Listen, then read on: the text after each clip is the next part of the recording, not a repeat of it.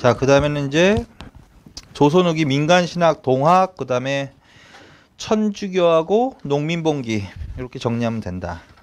자, 조선 후기에는요 전체적으로 사회 불안이 심화된다. 사회 불안이 심화된다가 결론이야. 그 이유는 양반 중심의 신분 질서도 안정되기보다는 동요되고 정치가 부패하는 시대죠. 특히 19세기 세도 정치, 관리들의 수탈도 굉장히 심하지. 관리들의 수탈도 굉장히 심하지. 삼정의 문란을 포함해서. 그래서 민생이 파탄되는 시기지. 민생이 파탄. 조선 후기의 민생을 안정시키기 위해서 수치제도 개혁을 했지만 그게 제대로 되지 않는다는 거지. 그래서 결론은 민생이 파탄. 그 다음에 조선 후기는 서양 문물도 막 들어와. 뒤숭숭해. 서양 문물도 막 들어온다. 서양의 문화, 수용. 그러면서 전체적으로 사회 불안이 심화된다. 그래서 민심이 동요를 하는 거야. 민심이 동요한다. 이게 이제 전반적인 조선 후기의 상황이고, 그래서 민심의 동요를 반영하는 현상이 나타나는 거야. 그게 바로 민간신앙이 성행한다. 그래서 민간신앙은 그걸 기억하면 되는데, 민간신앙은 무엇은 누구의 동요를 반영하는 현상이다. 민심의 동요를 반영하는 현상이다. 그래서 민간신앙이 성행하는 시대다. 그래서 그거 하나 가볍게 정리하면 돼. 큰 주제는 없으니까. 자, 그래서 조선 후기 결론. 뭐가 성행한다? 민간신앙. 누구의 동요를 반영하는 거다? 민심의 동요. 그럼 구체적으로 민간신앙으로 성행한 게 뭐다? 그거 이제 박스 안에 있는 거. 예언, 벽서, 괴서 사건, 묵격신앙과 미륵신앙 이런 것들 크게. 그래서 조선 후기의 사회. 그리고 한번 읽어. 예언사상. 백성들 사이에서 무엇을 이용한 비기도참 예언사상 유행. 그래서 무슨 말들이 자주 등장한다? 말세, 왕조 교체, 별난. 거의 망할 때가 됐구나 이제 조선사회가 이렇게 굴러가는 거 꼴 보니까. 그런 얘기지 뭐 그냥. 그래서 대표적인 예언사상이 뭐다? 정감록. 정감록은요 정씨가 나라를 세운다라는 예언사상이 들어가 있는 거야. 그럼 정씨가 나라를 세우면 뭐야? 이씨 왕조는 망한다는 소리지. 그래서 그 정감록이야. 근데 이거는 조심할 거는 19세기에 처음 만들어지는 건 아니야. 그 전부터 있었던 거야. 정여립 모반 사건 있죠. 선조 때.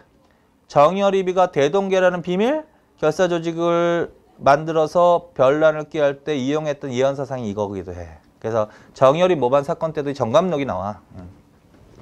그런데 이제 조선 후기에 사회 불안이 심화되면서 정감록이 또 유행하는 거지. 자, 그래서 전체적으로 그렇게 크게 보고. 자, 그 다음에 벽서 개서 사건. 이건 이제 대자보 붙이는 거야. 대자보 말하자면. 그래서 몰래 백성들이 뭐야 벽에다 대자보 붙이고 도망가는 거지. 근데 그 대자보의 내용은 그렇게 좋은 내용은 아니지. 나라가 망한다는 등 예언 사상이 있거나 아니면 정부를 비판하는 내용. 그래서 그걸 벽서 개서 사건. 자, 그 다음에 마지막으로 무슨 신앙? 하도 시절이 하수상하니 막 무당 불러다 굿하는 일이 잦아지는 거지. 그냥 묵격 신앙이라고 하는 거죠. 묵격 신앙. 그리고 백성들이 일반적으로 현세에서 고난을 구제받고자 기다리는 부처님이 있단 말이야. 그게 뭐야? 미륵이라고 미륵. 그래서 미륵 신앙. 그래서 그렇게 한번 읽으면 됩니다. 자, 그래서 조선 후기의 사회. 각종 예언 사상이 유행했습니다. 벽서 개서 사건이 자주 발생했습니다. 묵격 신앙과 미륵 신앙이 유행했습니다. 제목 민간 신앙이 성행했습니다. 그게 답이라는 거죠. 민심의 동요를 반영하는. 그래서 그 정도만 정리해 놓으면 되고 그 다음부터가 좀 주제가 커. 동학. 그래서 동학. 다 동학은 어디 누가 만든다? 경주 출신. 몰락 양반. 최재우. 그래서 이제 이거 줄일게요. 자, 조선 후기에 결론. 민심이 동요됩니다. 그 상황 하에서 백성들 사이에서 민간 신앙이 성행하기도 합니다. 이 상황 하에서 뭣도 만들어집니다. 동학도 만들어집니다. 동학은 누가? 경주 출신 신부는 몰락 양반. 누구? 최재우는 반드시 외우십시오. 최재우 연도까지 1860년 철종 때까지. 그래서 동학은 누구에 의해서 만들어진 종교다. 최재우 1860년 이렇게. 그래서 교조야, 교조. 만든 사람. 두 번째. 자, 따라서 이 종교는 어느 지역에서부터 포교가 이루어지기 시작합니다. 경상도 줄. 이거는 그걸 외우지 말고 이걸 계속 읽으면 되지 뭐. 경주 출신. 경주는 경상도 아니야, 그치? 요거 한번 바꿔 나온 적 있어. 전라도 이러면 안 돼. 이게 나중에 여러분들 근대사회까지 하면 고부밀란이 있거든. 동학농민운동에서 고부밀란이 시작이거든, 동학이. 그러면 고부는 전라도거든. 그러니까 전라도에서부터 포교가 시작됐다 이러면 안 된다고. 종교 자체는 경상도에서. 그러다 점차 확대. 그래서 경상도. 두 번째, 교리. 이 종교는, 교리는 무슨 성격을 띠고 있다? 종합적. 왜 종합적으로 표현했다? 유불선 삼교의 장점. 유교, 불교, 선은 도교. 그래서 이 종교는 유불선 삼교의 장점을 취했다. 이게 가장 중요한 거고. 자, 심지어 여기에 무엇이 추가된다? 부적, 주술, 샤머니즘 요소. 그거. 그러니까 무당을 물어보지 않는 이상, 묵적신앙을 물어보지 않는 이상 어떤 종교를 막 얘기하고 있는데 부적을 쓰고 주술을 외웠다라는 등 샤머니즘 요소가 들어갔다는 등 그럼 무조건 동학으로 가는 거야. 그러면 생각해보면 샤머니즘을 너무 강조해보면 이게 사이비로 흘러갈 이게 공산이 큰 거잖아요. 결론은요. 이게 적절히 조화를 이루어야지. 근데 샤머니즘 요소를 가미한 이유가 뭘까?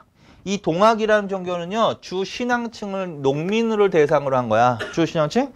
농민. 그래서 농민들에게 더 가깝게 다가가기 위해서는 무슨 요소가 더 가깝다? 샤머니즘. 그러니까 그런 거. 그런 의미가 있다.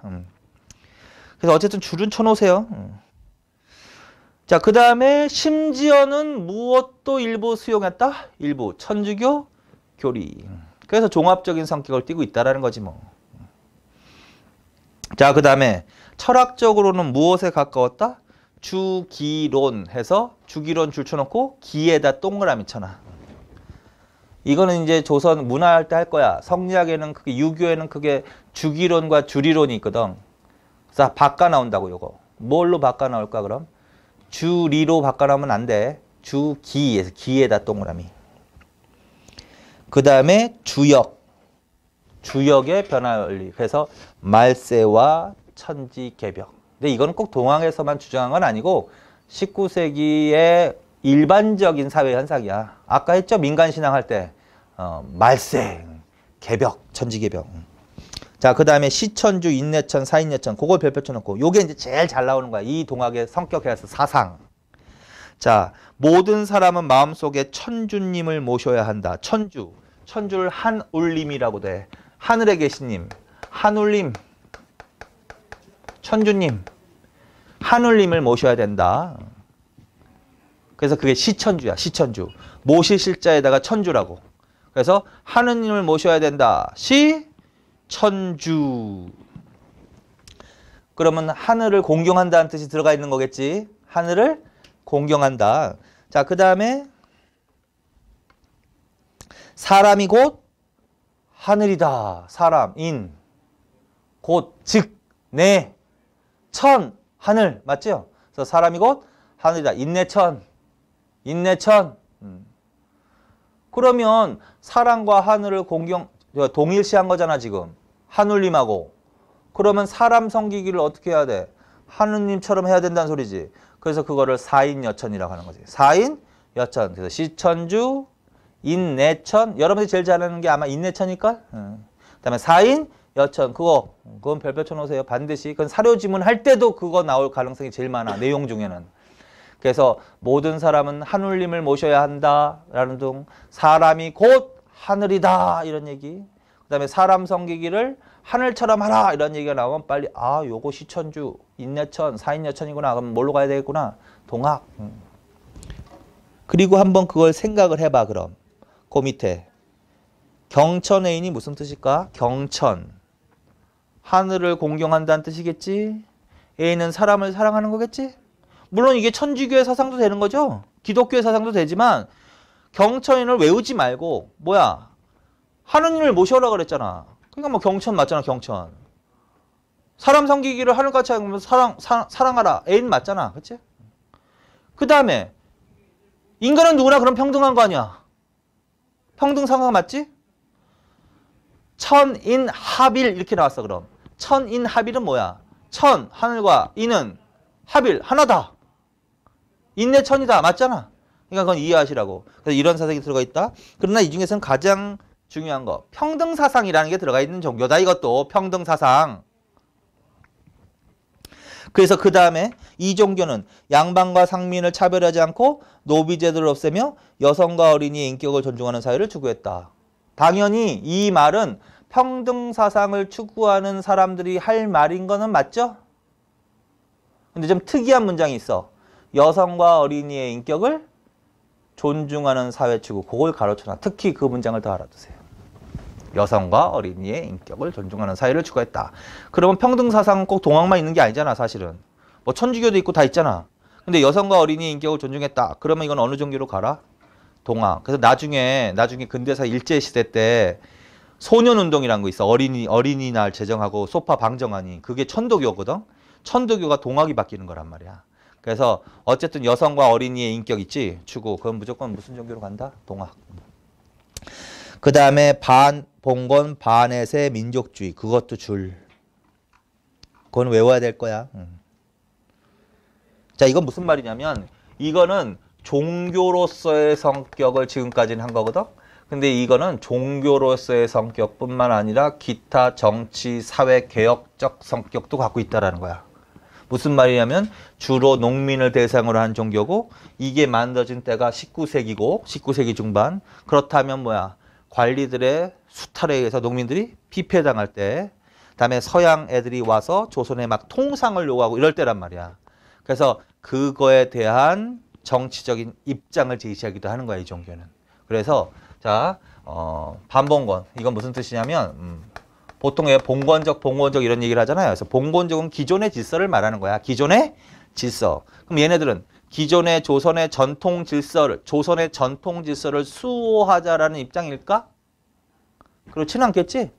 그러면 조선의 전통 질서를 수호하려는 지배층이겠지. 양반계층이겠지, 얘네들은. 근데 얘네들은 당연히 지배층이 자기들은 수탈하니까 그대로 놔두면 안 되고 잘못됐다고 비판하겠지. 그러면 잘못됐으면 바로 잡아야지. 그래서 앞에 뭐가 붙는다? 반봉건. 그래서 사회를 개혁하자. 사회를 뭐 어떻게 하자? 개혁하자. 그래서 이거는 사회 개혁적 성격을 말한다. 사회 개혁. 그래서 동학은 무슨 성격도 띠고 있다? 반봉건. 사회 개혁.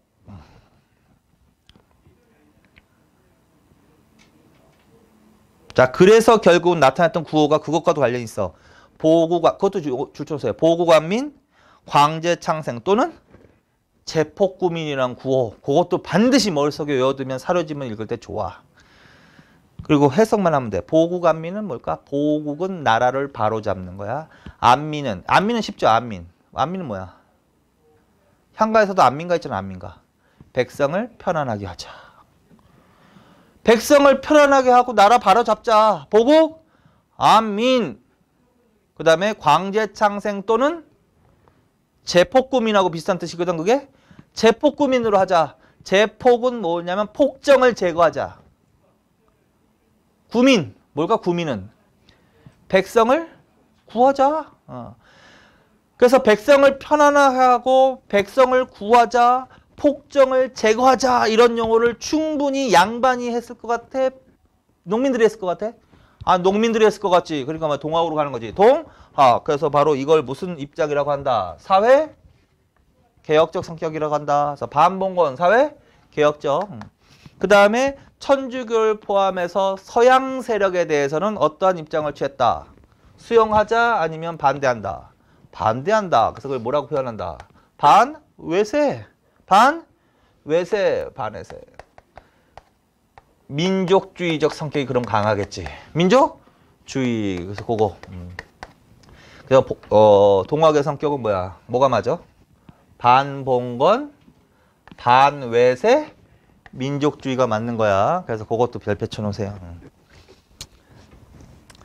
그러나 생각해보면 농민을 주로 했지, 평등사상을 내세웠지, 그러면 양반 지배층이 좋아할 종교는 아닌 거지? 그래서 정부로부터 탄압을 받는 거지.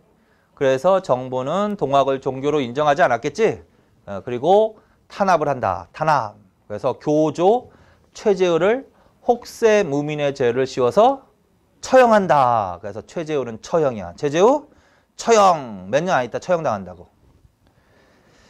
그러다가 최재우의 뒤를 이어서 이대 교주가 나온다. 이대 교주가 누구다? 최시형. 그 사람도 반드시 알아두세요. 최시형. 이 사람이 이대 교주야. 최재우 다음에는 최시형. 그래서 결국은 정부의 탄압으로 위축되었지만 이대 교주인 최시형 등이 나타나서 다시 정비를 하기 시작한다. 최시형이 한 일, 쫓아놓으세요. 최시형이 한 일이 뭐다? 조직망을 정비했다. 동학의 조직망을 뭐라 그런다? 포접제줄, 포접제, 포와 접. 그래서 포주, 접주 이런 용어가 나왔어. 응? 포주, 접주 이런 용어가 나왔어. 그러면 포의 책임자, 접의 책임자라는 뜻이거든. 그럼 포주, 접주 나오면 뭘로 가야 돼? 동학으로 가야지. 동학. 자, 그 다음에 또 뭘 했어? 경전을 정리했어. 경전. 그래서 이 사람의 정리한 경전이 뭐가 있다? 동경, 대전하고 용담, 유사가 있다. 근데 그거 할 때 두 가지가 있는데 하나는 한문경전이고 하나는 한글경전이라고. 한문으로 되는 건 뭐다? 동경대전. 한글경전은 용담유사. 그러면 이 종교는 경전이 한문으로 되어 있는 거 말고 한글로 하나 더 만든 이유가 뭘까? 농민과 관련이 있다 또. 그렇지? 그렇게 이해하면 돼. 그 다음에 구체적으로 포동문, 논학문, 수덕문 뒤에 끝에 뭐가 붙었어? 문이 붙었지 문. 그래서 이건 이렇게 외워. 문이면 논문이라고 생각해. 논문이라고. 아 그럼 딱딱한가 보다. 딱딱해. 그럼 한문이야. 그 다음에 한글 경전은 거기에 뭐 안신가, 가가 들어가 있지. 가는 노래가 짜거든. 이게 최재우가 지은 한글 가사야. 한글 가사. 그래서 한글 가사집이라고 할 수도 있는 건데 그러니까 한글로 돼 있다. 그렇게. 요거 바뀌지 않게. 그래서 한문 경전인 동경대전, 한글 경전인 용담유사 이런 식으로요. 그래서 여기까지. 그래서 동학 요 정도 정리나 이 기초 지식으로 근대 사회에서 얘네들이 이제 동학농민운동 정기하고 할 때 이거 다시 공부하지 말고 다시 여기 와서 공부를 하던가. 자 넘겨. 그래서 그다음에 천주교로 간다. 그래서 동학 하나 정리해놓고 그다음에 이제 조선 후기에 또 종교가 하나 또 나타난다. 그게 바로 뭐다? 천주교. 천주교는 서양 종교죠. 이거는 우리나라 종교지만 천주교. 천주교는 뭐라고도 불렀다? 서학. 그래서 조선 후기에 들어오는 서양 종교는 기독교야, 천주교야. 천주교고. 천주교는 무슨 이름으로 불리기도 했다? 서학. 거기에 대해서 정리하는. 이것도 이제 크다. 자, 조선 후기의 천주교는 어떻게 들어온다? 조선인 스스로. 이건 어떻게 바꿔 나오냐면 서양인 천주교 신부들이 들어와서 포교가 이루어졌다. 이러면 안 돼. 이게 우리나라 천주교 전파의 가장 큰 특징이야. 다른 나라는 이런 유래가 거의 없대. 스스로 수용된 거. 그래서 조선인 스스로 일단 줄. 몇 세기에 들어온다? 17세기 줄. 그래서 천주교는 17세기에 중국에 다녀왔던, 명나라에 다녀왔던, 그 이후에는 청나라가 물론 되겠지만 명나라 시대부터 이미 중국에는 천주교가 들어와 있었던 거야. 거기에 중국에 파견됐던 조선인 사신들에 의해서. 근데 사신들 갈 때 누구도 따라갈까? 통역관도 따라가겠지? 역관. 그러니까 아까 얘기했잖아. 조선 후기 중인층들이 외래문화 수용해도 귀했다. 그래서 걔네만이 아니라 중국에 파견됐던 사신이나 아니면 따라갔던 역관들에 의해서 조선의 천주교가 전파 된다. 뭐 이렇게 알아두시고. 그래서 어쨌든 스스로야. 대표적인 사람들이 누가 있다. 초기에 천주교를 연구했던 애들이. 이수광, 유몽. 이수광 정도는 특기 좋잖아. 이수광. 그 다음에 또 누가 천주교 서적을 전래하기도 했대? 정두원, 소현세자 줄. 소현세자가 바로 그 사람이죠. 인조의 아들. 병자호란 이후에 복림대군과 함께 인질로 끌려갔었지. 그러다 몇 년 있다 다시 돌아오거든. 근데 이 사람은 천주교, 그때 거기 중국에 가서 천주교 신부하고 교류를 했던 거야. 거기에 좀 관심이 있었던 거야. 그래서 천주교 서적까지 가져왔어. 그래서 서양 귀신이 씌운 거야. 그때로 말하자면. 그래서 그런지 몰라도 이 사람은 의문의 죽음을 당하잖아. 그래서 왕이 되지 못하지, 이 사람은. 그래서 차남인 복림대군이 효종이 되는 거지. 자, 처음에는 천주교를 무엇으로 인식하였다? 서양 학문 줄. 학문. 이거는 이제 바꿔나면 종교다 아니면 학문이다. 종교 이러면 안 돼. 학문이다. 한문으로 된 천주교 고리서가 소개되기도 했다. 한문 교리서 줄. 그걸 뭐라 그런다? 천주실의 줄. 누가 어디에서 처음 소개하기도 했다? 이수광의 지복유설. 자, 거기까지 정리한다. 자, 천주교로는 종교는 몇 세기에 들어옵니다? 17세기에 중국으로부터 어쨌든 들어옵니다. 어떻게 들어옵니다? 조선인 스스로. 조선인 스스로. 사신이나 역관을 통해서. 자, 맨 처음에 들어온 천주교. 그럼 맨 처음에 초기에 천주교에 관심을 가진 사람들. 그 사람들은 천주교를 종교로서 접근했습니다. 학문으로 접근했습니다. 학문. 서양의 하나의 학문. 그래서 그걸 서학이라고 불렀던 거야. 서학. 그래서 천주교 서적이 전래되기도 했습니다. 한문으로 번역해 놓은 천주교 교리서. 천주실의. 누가 어디에서? 이수광이 어디에서? 지복유설. 이수광은 중요한 사람이기 때문에. 그래서 이수광의 지복유설 이것도 그냥 자체로 계속 읽으세요. 이수광의 지복유설. 여기서 이제 뭘 소개하기도 했다. 천주실의를 소개하기도 했다. 이 정도를 정리해 놓으면 돼. 요게 이제 바꿔 나오면 안 되는 거야. 자, 그 다음에 이제 뭘로 발전한다? 신앙운동화줄. 이게 결국 맨 처음에는 뭘로 들어왔지만 학문으로서 들어온 거 맞잖아. 연구 대상. 이때는 지식인층 중심으로 이걸 연구했겠지, 당연히. 글자를 알아야 되니까. 그러다가 이게 점차 무엇으로 발전한다? 신앙운동. 신앙운동으로 발전한다. 그것도 잘체줄. 당연히 종교로서 믿게 된다는 거야. 이제 종교로서. 종교로서. 읽으면 되지. 언제다 그게 시기가? 응? 18세기 후반. 18세기 후반.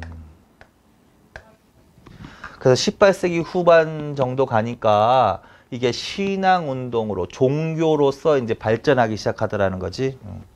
18세기 후반이면 대충 왕으로 따지면 정조쯤 될 거야. 정조.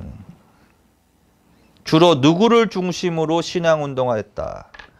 당파는 무조건 누구로 간다. 남인. 남인이면 벽파야 시파야. 시파지 시파. 맞잖아. 남인 시파. 주로 실학자들. 남인 시파 실학자들까지. 근데 그 남인 시파 실학자들은 저런 애들이 많아. 이익의 제자들. 이익의 문인들. 이익문인 이렇게 나. 이익문인들. 그래서 결국은 18세기 후반에 일부 양반층 내에서 일부 양반층은 누구 말하는 거야? 남인 시파, 이익의 문인들을 중심한 실학자를 중심으로 신앙운동으로 발전해갔다. 대표에서 한번 읽어봐. 권철신, 권일신, 이벽, 정약용 등. 한 사람은 외우세요. 정약용은 단독으로 나오잖아. 겸사겸사. 정약용은 단독으로 나오는 사람이야.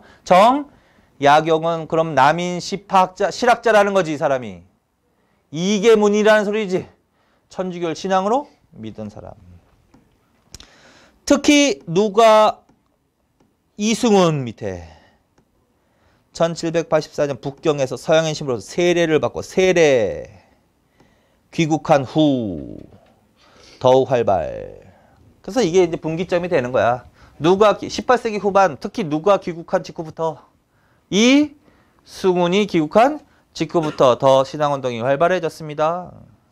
이승훈이 우리나라 그래서 최초의 세례자야. 최초의 세례자. 이렇게.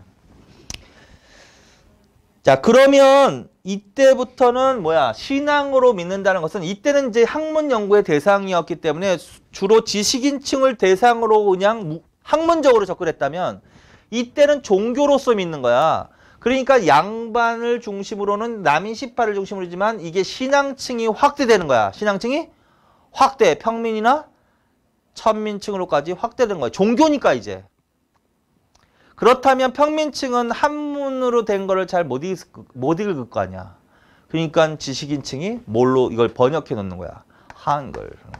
그래서 이때부터 이미 무슨 서적이 보급되기 시작한다. 한글 천주교 서적. 한글 천주교 서적이 보급되기 시작한다. 거기까지 좋잖아. 19세기야 18세기 후반부터야.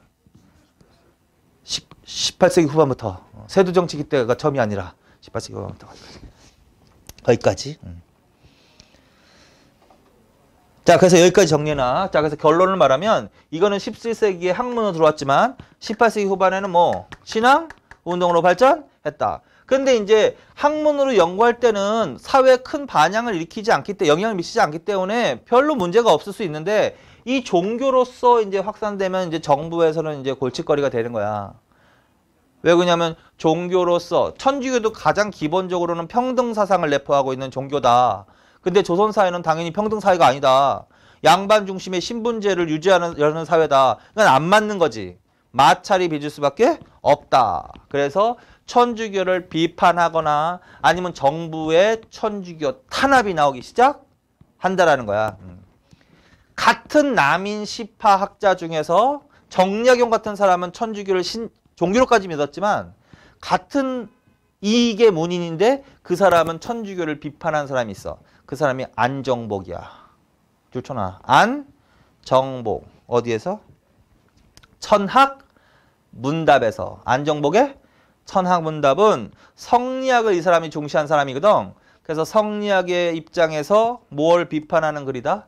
천주교를 비판한 글이다. 그 위에다가 두 개 더 써놔. 정도전하면은 성리학을 최고로 하면서 다른 사상을 또 비판한 사람이지, 이 사람도. 이 사람이 쓴 하나 외우라 그런 거 있지, 왜? 불시 잡변. 그거 하나 써놓으시고. 그래서 정도전의 불시 잡변. 이거는 성리학을 최고로 하면서 무엇을 비판한 글입니다? 불교.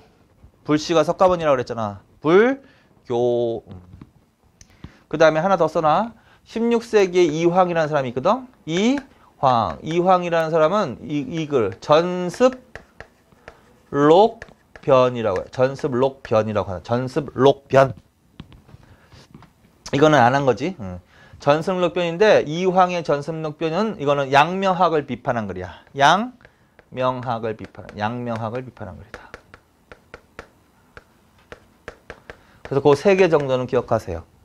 정도전의 불시잡변, 이황의 전습록변, 그 다음에 안정복의 천학문답. 요 세 개 공통점은 뭘까? 성리학을 최고로 중시하면서. 그게 공통점이지 뭐. 다른 사상은 어떻게? 배척한 거지.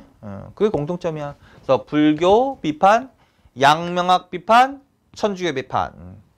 자, 그리고 정부에서도 천주교에 대한 탄압이 나오기 시작한다. 거기서 순서대로.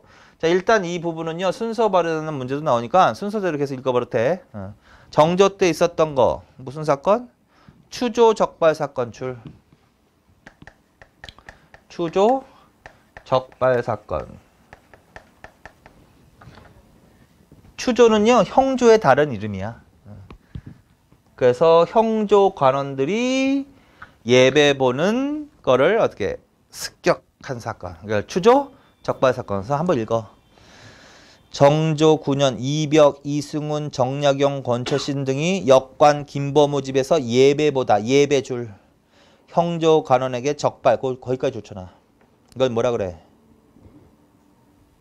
형조를 다른 말로 추조라고 추조. 그래서 추조 적발 사건. 그래서 이 사건을 계기로 정부는 이 종교에 대해서 무엇으로 지정합니다? 사교로 지정 줄. 그래서 정부가 이제 공식적으로 이제 이 사건을 계기로 정부가 이 종교에 대해서 뭘로 지정했다? 사이비 종교라고. 믿으면 안 된다고 이제 사교 줄. 두 번째 무슨 사건이 터진다? 그다음에 반회 사건. 반회 사건. 반회 사건. 이것도 정조, 이승훈, 정약용 등이 천주교 교리에 관해 교리, 연구 토론한 일을 유생들이 성토, 그거 좋잖아. 그게 바로 무슨 사건이다? 반회 사건이라고. 이거 사로지문 때문에 하는 거야. 그걸 물어보지는 않거든. 추조적발 사건이 뭐냐 이렇게 물어보지는 않거든. 근데 이제 혹시 간혹, 이건 자주, 그 다음에 나오는 것보다는 자주 나오지는 않지만 혹시 몰라서 하는 거야. 예배 보다가 추조 형조 관원들에게 적발됐다 이런 얘기가 나왔어. 그러면 추조 적발 사건으로 가는 거야. 그 다음에 뭐야? 천주교 교리 강습, 교리 토론을 유생들이 비판한 사건 이렇게 하면 반의 사건으로 가는 거야. 그리고 이때 뭐가 내려졌다? 천주교 서적 소강령 줄. 그 다음에 이제 최초의 박해가 나오는 거야. 최초의 박해. 물론 이것도 크게 보면 박해라고 할 수 있죠. 물론. 근데 이제 본격적인 박해가 이제 이거 신의 박해라고 한다. 신해 박해. 신의 동그라미. 신의 박해. 그래서 이것까지 하고 일단 끊어. 자, 이거 다 어느 왕 때 있었던 일이다? 정조 때 있었던 일입니다. 정조 18세기 후반 정조 때 있었던 일입니다. 이렇게. 19세기 세도 정치기 때는 이게 나오면 안 되는 거지 당연히. 그리고 이제 신의 박해 내용 여기서부터 정리를 더 잘해놔. 자, 신의 박해는 자 왜 일어났다? 진산, 윤지충, 권상현, 신주 소각 그거 줄쳐놓으면 돼. 내용을 내가 얘기해 줄게. 전라도 진산에 사는 사람들이야. 윤지충과 권상현이가. 근데 그 사람들이 한 일이 뭘까? 신주를 불태워버렸다고. 신주 소각. 그게 원인이 되어서 그게 최초의 박해 원인이야. 그 중에서도 윤지충은 더 알아놔. 윤지충 반드시 외우고. 윤지충. 그래서 이걸 진산 사건이라고도 하고 윤지충 신주 소각 사건이라고도 한다고. 자, 그러면 신주를 불태워버린 게 어떤 의미가 있을까요? 신주는 뭐 하기 위해서 모셔놓은 거야? 제사. 그래서 거기 밑에다. 유교적 제사 거부. 자, 그래서 우리나라에서 천주교가 처음으로 받게 되는 원인이 뭘 거부했기 때문이다. 제사 거부라고. 제사 거부. 제사 거부. 그럼 뭐 신의 박해. 어느 때 일어났다 그러면? 정조 때 일어났다. 결과는 어떻게 됐다? 누가 처형당했다? 당사자들. 윤지충과 권상현은 처형당했다. 그런데 그 다음에가 더 중요해. 그는 누구를 우대하는 왕이었기 때문에 18을 보호 등용 우대하는 사람이었지. 벽파를 건재하기 위해서. 그런데 아까 얘기했잖아. 이 종교를 믿는 집단 중에는 어떤 애들 중심으로라고? 남인 18하고 남인 18 실학자들을 중심으로. 걔네들이 바로 정조가 보호했던 애들이란 말이야. 근데 걔네들을 대대적으로 탄압할 수는 없는 거 아니야. 그래서 비교적 관대. 결론. 자, 그래서 신의 박해 내용. 원인 윤지충 신주 소각 사건. 의미 유교적 제사 거부. 결과 당사자 처형. 버뜩 그러나 비교적 관대하게 처벌했다. 그럼 여기로 가야 된다고. 그럼 왜 관대하게 처벌한 거야? 정조기 때문에 그런 거지. 정조 때는 18을 보호하는 때라서 18 중에 실학자, 천주교 신자가 많았기 때문에 거기까지. 자, 그 다음에 이제 뭘로 간다? 몇 세기? 19세기로 간다. 19세기에 들어서 처음 일어난 박해가 뭐다? 신유 동그라미. 이거 순서적으로도 외워야 되니까 자꾸 순서대로 하는 거야. 그 다음에는 신유로 간다. 신해 박해, 그 다음에 신유 박해. 어느 때 일어났다? 순조. 누가 일으켰다? 노론 벽파. 이건 자꾸 연결되어 있는 거야. 19세기 세도 정치할 때 어떻게 했어요? 순조가 즉위하면서 정순왕후가 권력을 잡으면서 다시 노론 벽파가 권력을 잡았다 그랬지? 그리고 노론 벽파 권력을 잡고 있다가 그 다음에 김조순이 나타나서 안동김 씨의 세도 정치가 실시된단 말이야. 그래서 이거는 안동김 씨 집권기 이러면 안 돼. 이거는 뭐야? 노론 벽파가. 그럼 왜 이렇게 했겠어? 노론 벽파가. 벽파하면 뭐야? 뭐 시파가 나와야 될 거 아니야. 좋잖아. 벽파는 시파와 대립관계에 있는 세력 아니야.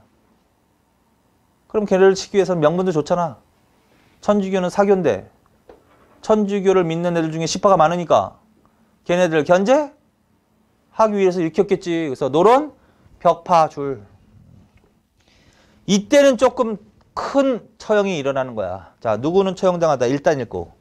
이승은, 주문모, 이가환, 정약종, 권철신 등 300여 명이 처형당했다. 그 중에서 두 사람은 반드시 외우세요. 이승훈과 주문모, 줄.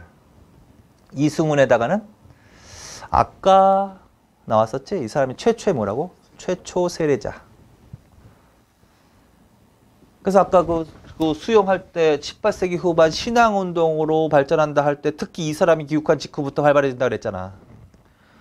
그래서 그 전에 사건들, 정조 때 있던 사건들, 이 사건하고도 관련이 있는 거야, 얘네들, 이 사람이. 그래서 어쨌든 뭐야, 최초의 세례자 이승훈 처형. 그다음에 주문모는 최초 외국인 신부. 우리나라에 들어온 최초의 외국인 신부야. 주문모. 두 사람은 처형. 근데 외국인 신부인데 주문모라는 이름을 읽어보니까 이건 서양 신부는 아닌 것 같아. 중국 사람이야, 중국 사람. 최초의 외국인 신부인데 중국인이지. 그래서 그렇게도 읽어, 이렇게도 읽어. 최초의 세례자와 최초의 우리나라에 들어온 외국인 신부, 중국인 신부가 처형당했다. 그러면 신유박해로 가는 거야. 이승훈과 주문모.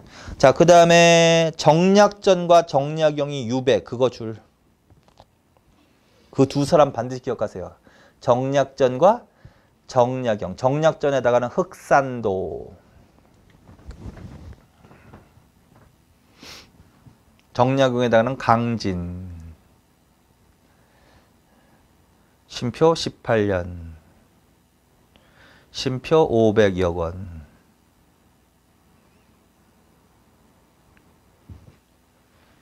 그 다음에 흑산도 있지? 흑산도로 간 사람이 누구라고? 정약전에다가는 자산어보. 그 중에서 나중에 정약용은 반드시 나올 거란 말이야. 자, 정약종, 정약전, 정약용이 형제들이야. 근데 정약종은 처형당하고 정약전과 정약용이 이때 유배가는데 흑산도로 간 사람은 누구다? 정약전이고 그 사람이 흑산도에서 자산오보라는 책을 쓰는 거야. 그래서 나중에 이제 문화편에서 나올 거야. 그 다음에 정약용은 반드시 별표 쳐줘야 될 중요한 실학자야. 이 사람이 실학자. 어디로 유배 갔다? 강진으로. 어느 때 유배 간 거야? 신유 사옥 때 유배 간 거야. 신유. 맞지? 신유 지금 신유하고 있지? 18년 동안 유배 생활하면서 약 500여 권을 저술한다고 이 사람이. 그래서 그렇게 문장이 나오면 신유 사옥 박해를 계기로 강진으로 유배 가서 18년 동안 유배 생활하면서 약 500억 원을 저술했다. 누구 말하는 거야? 정약용 말하는 거야. 그렇다면 이때는 좀 대대적으로 천주교 신자들이 처형을 당하는 거 아니야? 천주교 신자라고 하면 아까 양반층에서는 남인 시파 실학자라고 그랬지. 아까 남인 시파 실학자. 그렇다면 실학자들이 많이 처벌받는 거지? 그렇다면 실학이 침체할 수가 있는 거지. 그래서 실학의 침체줄. 정약용을 생각하면서 외워. 정약용? 실학자네?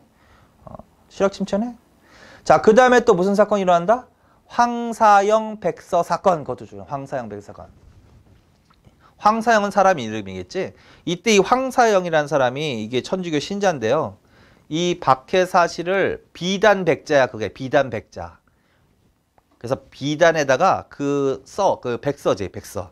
비단에다 써서 외부로 반출시켜서 프랑스 세력을 끌어들여서 이제 이걸 막아보려고 했던 거야. 그래서 어쨌든 그걸 황사영 백서 사건이라고 해. 근데 그게 발각이 됐단 말이야. 그래서 결국은 천주교 탄압이 더욱더 강화되는 계기가 된 사건이야. 자, 그래서 신유사가 그렇게 정리해놔. 누가 일으켰다고? 노론 벽파. 언제라고? 순조. 처형당한 사람이 누구라고? 최초의 세례자인 이수근과 최초의 외국인 신부 주문모. 유배간 사람이 누구라고? 흑산도로 간 사람은 정략전 자산오퍼 쓴 사람. 그 다음에 강진으로 간 사람은 정략용. 정략용은 실학자야. 그렇다면 실학이 침체하는 계기가 된 거야. 황사영, 백서 사건. 그렇게. 자, 그 다음에 이제 신유박해 다음에, 신유박해는 아까 노론 벽파가 일으켰다 그랬잖아. 그 다음에 뭐야? 안동, 김씨에 의한 세도 정치가 시작이 되는 거야. 그래서 안동 김씨 집권기가 나오는 거지. 안동 김씨 집권기. 안동 김씨 집권기 때는 천주교 탄압이 강화되었다, 완화되었다. 탄압 완화야, 탄압 강화야. 탄압 완화. 그거 반드시 줄쳐놔. 그거 바꿔 나온다고. 탄압이 강화되었다 이렇게 나온다고. 그거 반드시 아니야. 왠지는 모르지만 안동 김씨 집권기 때는 대대적인 탄압은 그렇게 크게 없었다라는 거야. 그래서 탄압이 완화가 맞아. 완화에다 동그라미 쳐놔. 무조건. 그 다음에 두 가지. 조선교구 독립출. 그 다음에 파리 외방 정교회 소속 신부 모방 샤스탕 앙베르 입국출. 두 개 줄쳐놔. 자, 지금 하는 건 다 무슨 박해 다음의 일인 거야? 신유 박해 다음의 일인 거야. 신유 박해 다음에 안동 김씨 집권기 때는 탄압이 어떻게 된다? 완화된다. 이 과정에서 조선 교구가 독립이 된다. 그리고 이때 이제 처음으로 어떠한 신부가 들어오기 시작한다? 서양인 신부. 서양인 신부. 근데 여기서 서양인 신부는 주로 프랑스야. 프랑스. 그래서 프랑스 파리 외방 정교회 이렇게 돼 있잖아. 동양 사회 이 시대에 천주교를 전파했던 주도적인 역할을 했던 나라가 프랑스야. 그래서 천주교는 무조건 어느 나라 간다? 프랑스. 그 프랑스 신부가 들어와서 입국을 한다. 포기를 한다. 그 사람 누구야? 모방, 샤스탕, 앙베르. 거기까지. 자, 그래서 요거는 무슨 박해 이후야? 신유 박해? 다음이란 소리다. 자, 그 다음에 이제 무슨 박해가 나온다? 기해 박해. 기해 박해. 그 다음에 병호 박해. 병호 박해. 자, 이거는 둘 다 어느 왕 때다?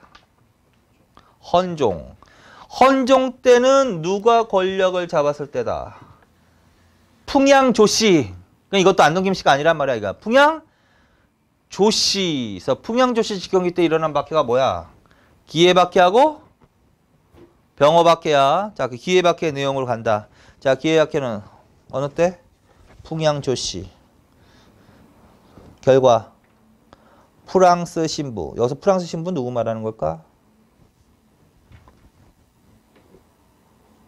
뭐 고전에 있었던 프랑스 신부가 누구야? 모방, 샤스탕, 앙베르 이런 사람들이겠지. 그래서 프랑스 신부 처형. 그 다음에 누구? 정하상도 처형당해. 정하상. 근데 그 정하상이 쓴 글이 하나 나와. 그걸 상제, 상서. 그거 반드시 그 별표 쳐놓고 사료지문 반드시 읽으셔야 돼. 그거 제일 잘 나오는 거야. 그래서 기해박해의 내용. 그 다음에 또 뭐? 척사, 유눔 발표, 오가 작통법 강화까지. 자, 기해박해의 내용은 헌종 때 풍양조씨 집권기 때 일어난 박해야. 누가 처형당했어? 프랑스 신부와 여기 주문만 들어가면 안 되는 거지. 그러니까 프랑스 서양인 신부하고 정하상이 처형당했고, 이때 정하상의 글이 나온다. 상제, 상서라는 거 그 별표 쳐놓고, 그 다음에 이때 무엇이 발표됐다? 척사, 유눔. 이거 사교로 지정되었다 그러면 안 돼. 응? 이때 사교로 지정된, 사교는 이미 어느 때 지정이 된 거야? 정조 때 이미 지정이 된 게지, 사교로. 이때는 사교니까 배척하라 라는 얘기를 한 거야. 근데 왕이 하는 말을 높여서 유눔이라고 하지. 그래서 척사, 유눔이 발표되고, 오가작도법은 원래 주민의 이탈 방지를 위해서 실시한 제도 맞죠? 그런데 조선 후기에는 천주교 신자 색출을 목적으로도 강화되기도 했다. 맞을까 틀릴까? 맞습니다. 그게 특히 어느 때다? 기해박해 때라고. 기해박해 때. 그래서 그 정도. 그다음에 병호박해는 같은 헌종이야. 우리나라 최초의 신부인 누구? 김대건 순교. 그거 하나만 추천하면 돼. 김대건. 순교한 사람 외우라는 거 있지. 순교한 사람만 보자. 윤지충이 가장 먼저지 그럼. 어? 윤지충. 그다음에 이승훈과 주문모가 그 다음이지. 그 다음에는 프랑스 신부하고 정화상이지. 그 다음에는 김대건이지. 그런 식으로 가는 거지. 왜 그러냐면 이거 순서 말하자면 문제도 나오기 때문에 될 수 있으면 순서대로 하시라고. 순서대로. 그 다음에 맨 마지막으로 웃음박해로 간다. 병인박해. 병인. 병인박해는 연도까지 외우세요. 병인박해. 왕은 고종때. 고종때. 누가 집권하고 있을 때? 흥선대원군. 그의 아버지. 그래서 흥선대원군이 일으킨 박해야 이게. 흥선대원군. 1866년 흥선대원군. 자, 그래서 흥선대원군 집권기 때 일어난 박해하면 병인 박해를 말한다. 자, 근데 흥선대원군은요. 맨 처음부터 천주교를 박해하지는 않았대. 맨 처음에는 오히려 천주교 세력을 이용해서 중국에 들어와 있는 프랑스 세력을 끌어들여서 러시아를 견제하려고 했대. 맨 처음에는. 그게 맨 첫 지문이 그거야. 그런데 그게 결국은 이루어지지 않거든요. 실패로 들어가고 그 다음에 이제 대대적인 박해를 하게 되는 거야. 자, 그래서 처음부터 대대적인 박해 이러면 안 된다는 거지. 그래서 처음에는 오히려 천주교를 이용해서 프랑스 세력을 끌어들여서 러시아를 견제하려고 했다. 누구의 정책 중에 하나야? 흥선 대원군 중의 정책 중에 하나야. 그러나 결론은 어떻게 했대? 대대적으로 천주교를 박해했대. 그걸 병인박해. 결과 누가 처형당했다? 또 프랑스 신부. 프랑스 신부 9명과 남종삼 등 수천 명이 처형당하는 조선 최대의 박해야 이게. 조선 최대의 박해. 그래서 그거 추천하세요. 그런데 이게 곧 무슨 사건의 배경이 된다? 병인양요. 같은 해. 병인양요는 거기다 개념만 써놔. 프랑스 강화도 침범. 프랑스 강화도 침공이야. 그게 병인양요야. 이거 근대사에 있을 때 할 거야. 맨 처음에 하는 게 흥선대원군이거든. 자, 흥선대원군 집권기 때 있었던 일이 말해봐. 천주교를 이용해서 프랑스를 이용해서 러시아를 견제하려고 했다. 그것도 맞는 거죠? 대대적인 천주교 박해를 가했다. 그것도 맞는 거죠? 흥선대원군 집권기 때 프랑스가 강화도를 침공했다. 그것도 맞는 거죠? 그래서 그것까지. 끝이야. 자, 그래서 지금 요거요. 뭐 이런 것들도 문제가 나오지만 이거는 서술형으로 나올 때 OX로 나오는 거야. 근데 요거는 외워야 돼. 순서 바로잡는 문제도 나오고 각 박해의 특징을 물어본단 말이야. 그래서 요 부분을 특히 정리를 잘 해놔. 여기까지. 자, 그다음에 마지막으로 267페이지로 갑시다. 267페이지. 그래서 조선 후기에 이제 천주교 하나 정리했어. 그 다음에 마지막으로 농민봉기 하나 한다. 농민봉기. 그러니까 농민봉기라고 했는데 조선 후기에 농민봉기 이렇게 돼 있잖아. 그래서 거기 홍경련하고 진주밀란 요게 이제 대표적인 건데 이것도 좀 쓰다 따로. 16세기의 농민봉기도 있는 거야. 조선 후기만 있지 않아, 농민봉기는. 농민봉기는 조선시대만 있지 않지, 그렇게 따지면. 신라 하대에도 있고, 진성령 때, 원종과 애노의 난. 그 다음에 고려 때는 어느 때 농민봉기가 주로 일어났어? 무신 집권기 때. 무신 집권기 때에서 공주 명학수의 난, 김삼이 효심의 난, 만정의 난, 그 정도는 좀 알아둘 필요가 있고. 그 다음에 조선시대에 들어와서는 16세기에 이거 반드시 외우세요. 임꺽정의 난. 임꺽정. 이게 제일 잘 나온다 그랬지. 경제할 때 했지, 이거 경제할 때. 임꺽정의 난은 이거 구체적으로는 어느 왕 때 일어난 거야? 명종. 임꺽정이 무슨 출신이었어, 신분이? 백정. 어디를 중심으로 활약했다 그랬어? 황해도. 등지를 중심으로 해가지고. 자, 그래서 명종 때야. 백정 출신 꺽정이가 황해도 등을 중심으로 하면 임꺽정. 그럼 몇 세기 물어보는 거라 그랬어? 16세기 물어보는 거라 그랬죠. 그래서 이거는 사료지문 나올 가능성이 많은 거야. 그거 기억하고. 그 다음에 이몽하계난. 이것도 밀란이야. 이몽하계난. 이거는 선조 때. 이거는 임진왜란 중에. 임난 중에 일어났던 난. 이몽하계난. 이건 내용까지는 안 물어봐. 그냥 임진왜란 때 있었던 밀란 정도로만 알아. 이몽하계난. 그 다음에 이제 조선시대 3대 의적이라고 불리는 애들이 있거든. 3대 도적놈. 근데 조금 도적질해서 그걸 백성들한테 나눠줬다고 해서 의적이라고 표현하는 애가 있는데 홍길동, 임꺽정, 장길산 이런 애들이거든. 근데 임꺽정은 하나 있지? 그 다음에 홍길동인데 홍길동은 사실은 이 연산군 때 아니면 중종, 연산군 때 아마 활약했다라고 이제 돼 있을 거야. 근데 그 사람을 주제로 소설을 쓰지? 그게 바로 뭐야? 홍길동전이지. 이거는 한글 소설 말하는 거지? 누구의 홍길동전이야? 허균이지, 허균. 허균의 홍길동전. 이건 어느 왕 때야? 광해군. 광해군.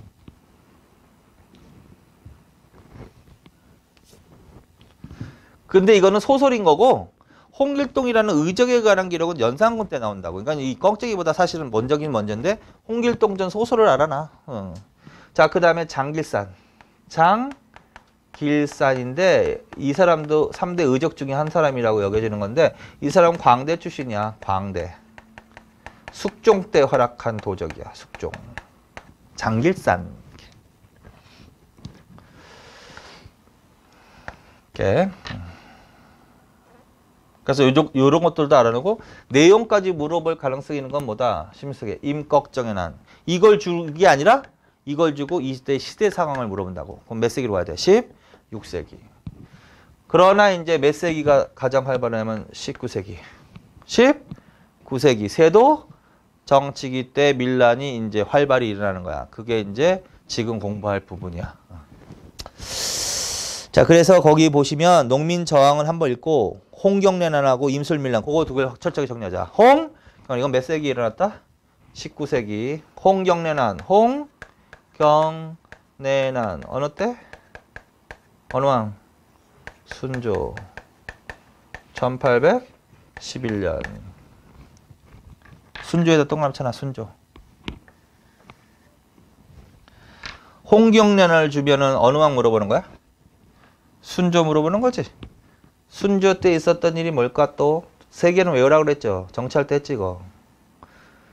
이거보다 먼저 일어난 사건 1801년에 바로 전 했는데 천주교 박해 신유박해 조금 전에 했던 신유박해 노론 벽파가 일으킨 박해 신유박해가 순조 때 일어난 거라고. 1801년에 누가 일으켰지? 노론 벽파. 누가 죽었지? 이승훈과 주문모. 누가 유배 갔지? 정략전과 정약용. 정약용은 실학자지? 실학이 침체. 황사영 백서 사건. 그 다음에 오늘 했는데 사회편에서 조선 후기의 정부는 노비의 수를 줄이고 양의 수를 증가시켜서 국가재정을 확충하고자 했다. 맞아 틀려? 맞다. 대표적인 정책 영조 때 확정 실시되는 거. 노비 종모법. 순조 때 실시하는 거. 순조 공노비 해방.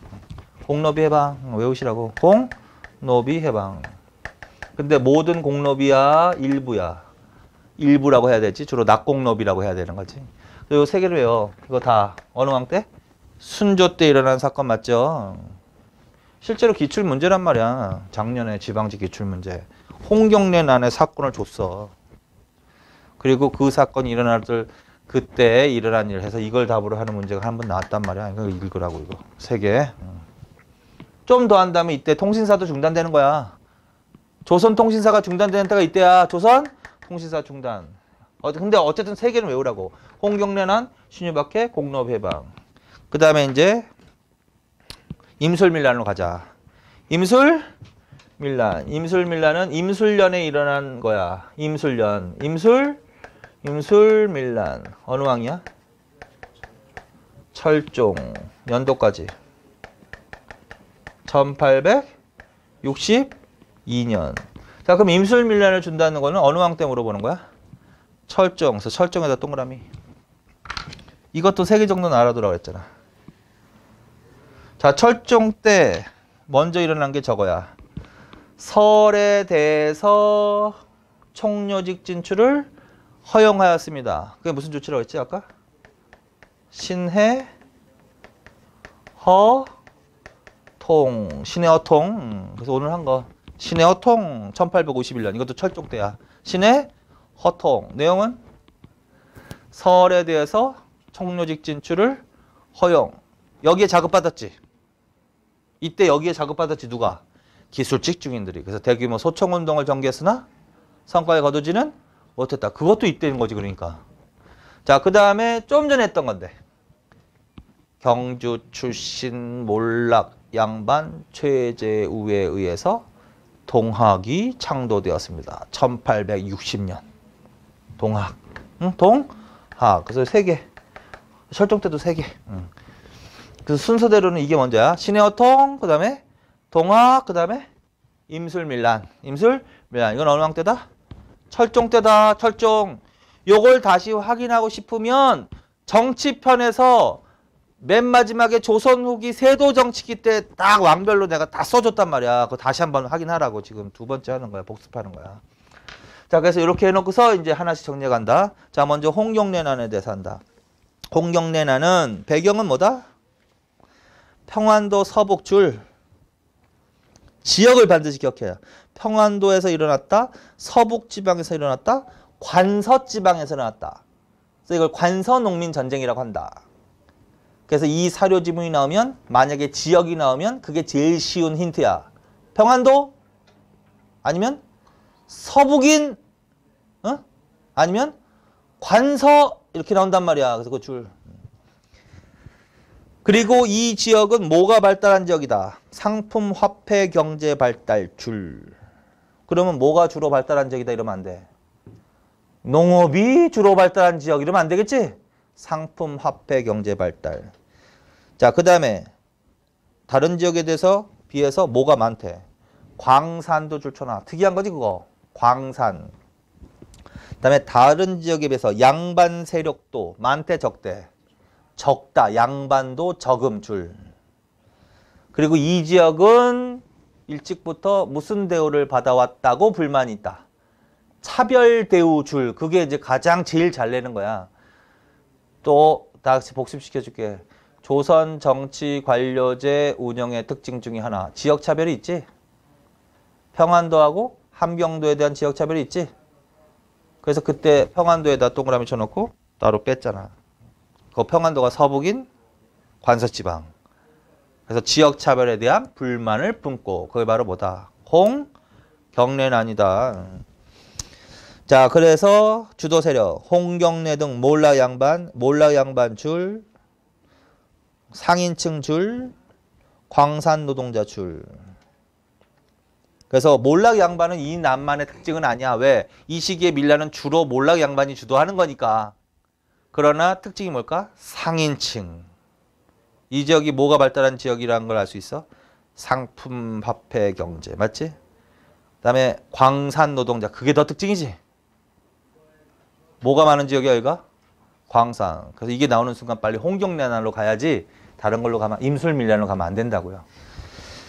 자, 가산군 다복동 줄. 가산에다 동그라미. 누구의 호응을 얻었대?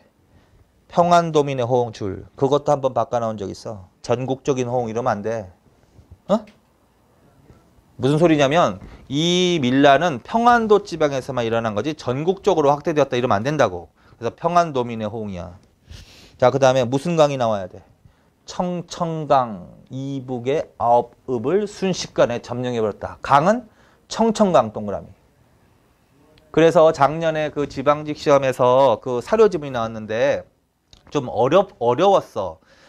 보통은 평안도 이렇게 나오거든. 평안도, 서북인 이렇게 나오거든. 관서지방 이렇게 나오거든. 근데 그게 하나도 없는 거야. 지역적 특징이 이게 나온 거야. 가산에서. 어디에서? 가산에서. 그 다음에 강이 나온 거야. 무슨 강이 나왔을까? 청천강. 이게 나온 거야. 그럼 빨리 알아들어야 된다는 거지. 그게. 응? 그래서 하는 거야. 그럼 빨리 무슨 난로 가야 돼? 홍경래 난로 가야 되는 거지. 그렇다면 순조 때 물어보는 거지. 그래서 그 답이 뭐야?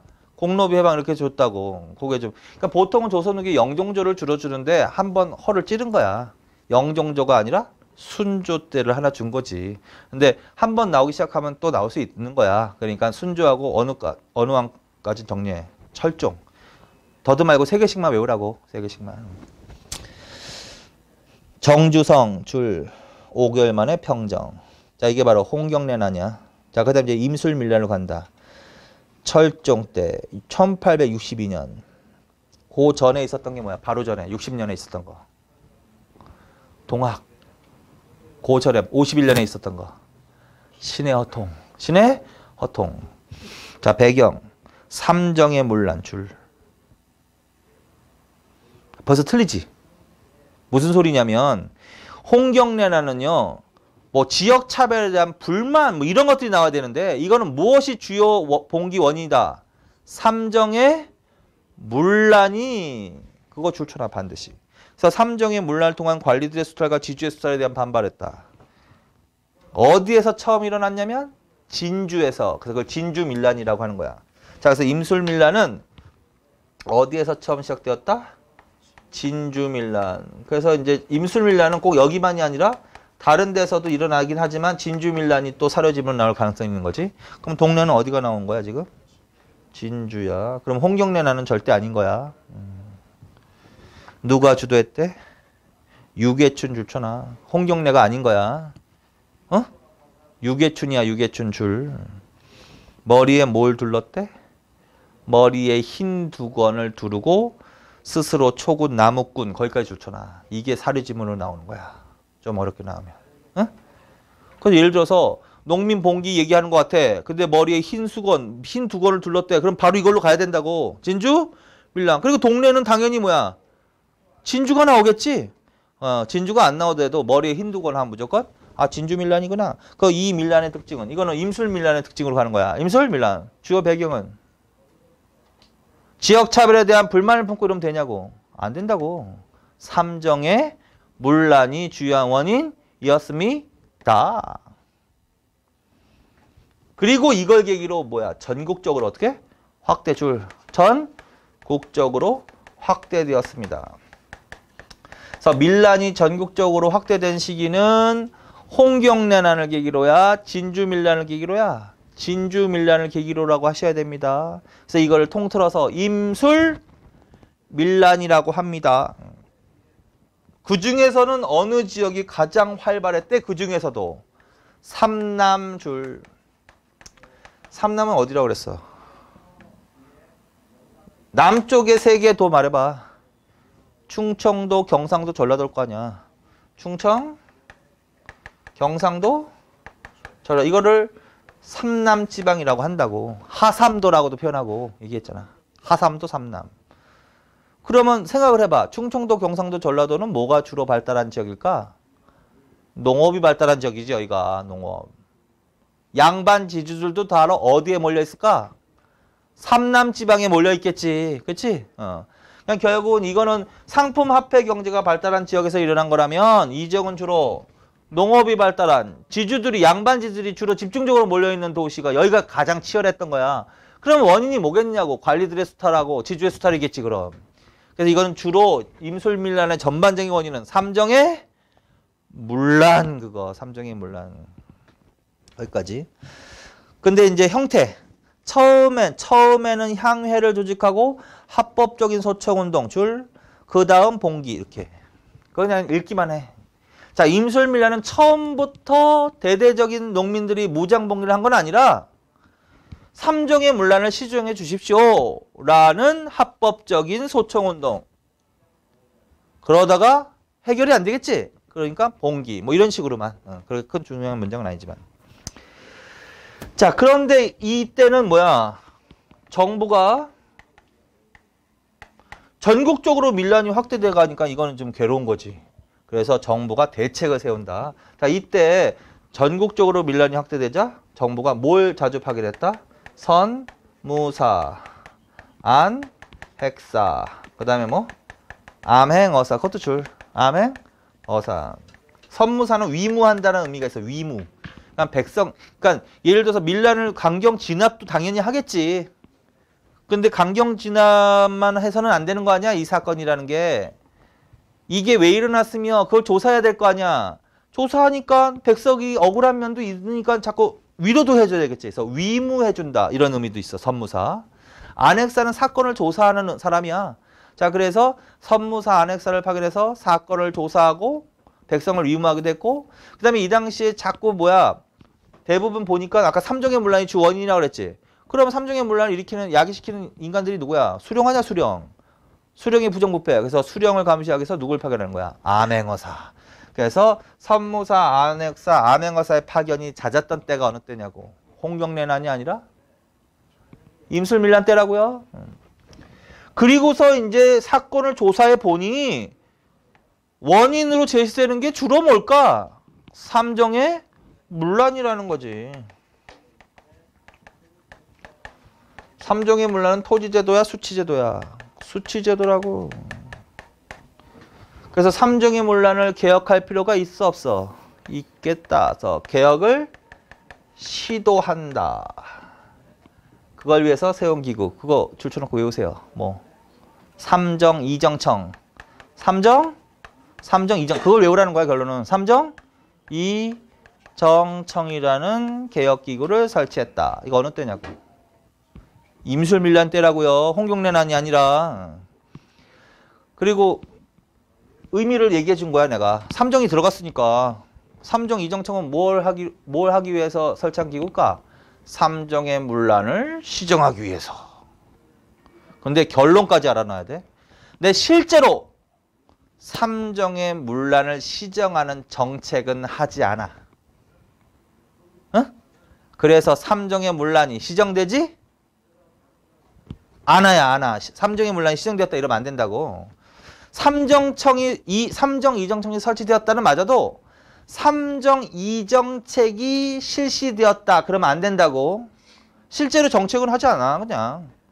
그래서 해결된 게 없고, 그래서 이후에도 계속 꾸준히 봉기가 일어난다. 뭐 대충 이런 얘기거든. 자, 그래서 삼정의 문란을 시정하기 위해 삼정, 이정청. 그거 반드시 했어요. 삼정, 이정청. 그런데 실제로 개혁 조치는 이루어지지 않았다까지 알아두세요. 거기까지. 자, 그래서 요 두 개가 제일 잘 나오는 거야. 위로 가봐. 홍경래는 지문만 읽고서 고만하자고요. 위에 불령, 이거는 하나만 나오는 게 아니라 여러 개 굉장히 나와. 근데 봐. 불령한 무리들이 기회를 타서 갑자기 날뛰어 벼슬아치를 죽이고 창고를 열어 무리들을 불러 모으자 청천강 이북의 여러 고을이 그들의 소령이 되겠다. 청천강 벌써 나왔잖아. 이 지역의 백성들은 천대받아. 의미가 있지? 천대받았다 뭐야? 차별 대우받았다는 소리잖아 지금 이게. 원한을 쌓고 오랫동안 가렴주기 세려왔다 터라. 나중에 정주성 나왔지? 맞지? 청천강 나왔지? 천대받았다고 나왔지? 정주성 아까 그리고 기본 이론에 있는 거 봐봐. 거기 다 나왔잖아. 정주성에 들어가서 대항하다가 5일 만에 평정했다 이런 얘기 나왔잖아 지금. 그치? 가상군 다복동 그건 안 나왔지? 청천강은 나왔지? 제일 쉬운 거는 평안도, 서북, 관서 그건 안 나왔어. 그게 나오면 고맙습니다 하고 빨리 풀면 돼. 자, 그래서 이거 뭘로 가야 되겠냐고 이거 사건이 일어난 시기의 상황으로 맞는 거. 그럼 순조 때 물어보는 거지 이거. 홍경래난이니까. 자, 그 다음에 진주밀란 갑시다. 진주밀란. 진주 백성 수만 명이 머리에 흰 두건을 두르고 그만 읽어도 되잖아. 그러니까 기본 이론이 머릿속에 확실하면 확실할수록 사료지문 읽을 때 바로 눈에 확 띄는 거야. 기본 이론이 희미하니까 사료지문도 희미하게 읽는 거야. 중요한, 안 중요한 거. 이게 구별이 안 되는 거야. 그 많은 거 어떻게 하느냐? 반복적으로 하다 보면 다 하게 돼 있어. 반복적으로 읽으라고, 반복적으로. 자, 그래서 진주 나왔지? 머리에 흰 두건을 둘렀다고 그랬죠? 그만 읽으면 되잖아? 백낙신도 좋잖아. 그게 나쁜 놈 한 놈이야. 백낙신에 가렴 주고. 백낙신.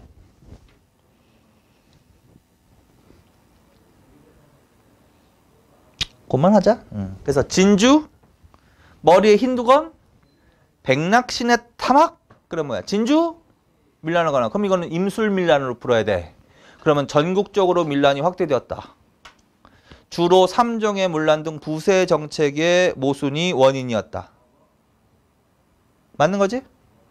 이때 정부는 안핵사, 선모사, 암행어사를 자주 파견했다. 삼정, 이정청을 설치했다.